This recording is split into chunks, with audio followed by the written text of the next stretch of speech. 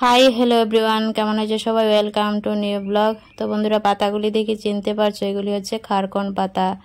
অনেকে গ্যাটকল পাতা বা গ্যাটকলও বলে থাকো, তো আমরা খারকন ডাঁটা বা খারকন ডোগা বলে থাকি। এই যে দেখো, ডোগাগুলি কেটে নিয়েছি, একদম আঁশ ছাড়িয়ে ভালো করে কেটে নিয়েছি। তার সাথে দেবো কাঁঠাল ভেজে শীতল শুটকি দিয়ে জাস্ট জমিয়ে খারকন ডাঁটাগুলি রান্না করব। তার সাথে আর কি রান্না বান্না হচ্ছে, চলো সেগুলি আজকের দিনে রান্নাবান্নাগুলি তোমাদের সাথে শেয়ার করা যাক।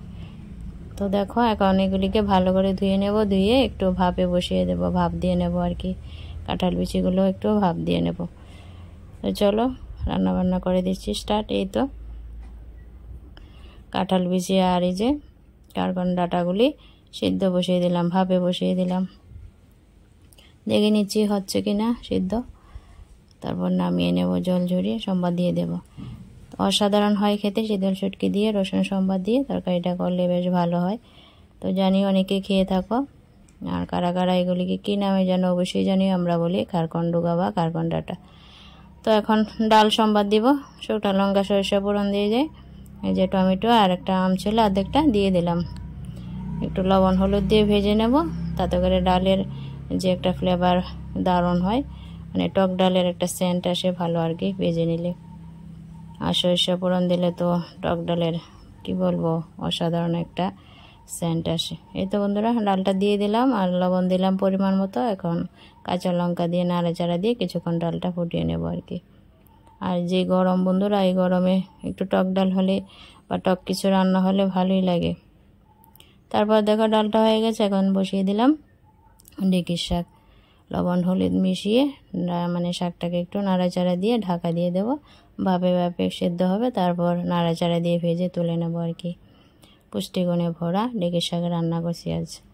তো কার কার পছন্দ অবশ্যই সেটা কমেন্টে জানিও। আমি আগে খেতে পারতাম না, কিন্তু এখন একটু একটু খেয়ে থাকি। এই যে ঢেঁকির শাকের একটা গন্ধ আসে যে, সেটা আমি আগে মানে পছন্দ করতাম না। তারপর দেখো এক সাইডে আবার মাছ ভেজে নিচ্ছি, মাছ রান্না করব। মাছগুলো উল্টিয়ে পাল্টিয়ে ভেজে নিই, ভেজে তারপর তরকারিটা বসিয়ে দেবো। একদিকে শাক বসিয়েছি আর একদিকে মাছগুলি ভেজে নিচ্ছি বন্ধুরা। তো যে যেখান থেকে আমার আজকের ভিডিওটা দেখছে বন্ধুরা, থ্যাংক ইউ সো মাচ। তোমাদের সকলকে জানাই অসংখ্য ধন্যবাদ, মন থেকে ভালোবাসা। মাছগুলি ভেজে তুলে তারপরে দেখো হালকা পাতলা একটা ঝোল বসিয়ে দিয়েছি, খালি মাছের ঝোল হয়েছে আজ, তো কোনো রকম সবজি দিইনি। মাছের ঝোলটা হয়ে গেছে, এখন নামিয়ে নেবো। আর এদিকে দেখো আমি কড়াতে এই যে রসুন সম্বাদ দিয়ে শীতল শুটকি দিয়ে নাড়াচাড়া দিয়ে ভেজে নিয়েছি। এখন দিয়ে দিলাম এই যে খারকন ডাঁটাগুলি আর কাঁঠাল বিচিগুলি দিয়ে নেড়ে চেড়ে মিশিয়ে নিলাম। তারপর পরিমাণ মতো লবণ দেব, কাঁচা লঙ্কা চিরা দেব। তো শীতল শুটকি দিয়ে এই তরকারিটা রান্না করলে বেশ ভালো হয় রসুন সম্বাদ দিলে। তো দেখো কিছুটা পরিমাণ রসুন দিয়েছি, আবারও লবণ দিয়েছি, কাঁচা লঙ্কা দুটো চিরা দিব, দিয়ে মিশিয়ে নেব। মিশিয়ে মাখা মাখা শুকনো শুকনো একটা তরকারি হবে আর কি। কারা কারা খেয়ে থাকো এরকম খারকন ডাঁটার তরকারি অবশ্যই কমেন্টেই জানিও। জাস্ট লোভনীয় শীতল শুটকি দিয়ে রান্না হয়ে গেছে বন্ধুরা খারকন ডাঁটার তরকারি। আর আমার রান্না বান্নাও কমপ্লিট। এই তো মাছের ঝোল হয়েছে, টক ডাল হয়েছে, পুষ্টিগুণে ভরা ঢেঁকির শাক হয়েছে, খারকন ডাঁটার তরকারি হয়েছে। আর কি লাগে আজকে দুপুরে? জাস্ট এইগুলি রান্না বান্না করলাম আর এগুলি তোমাদের সাথে শেয়ার করলাম।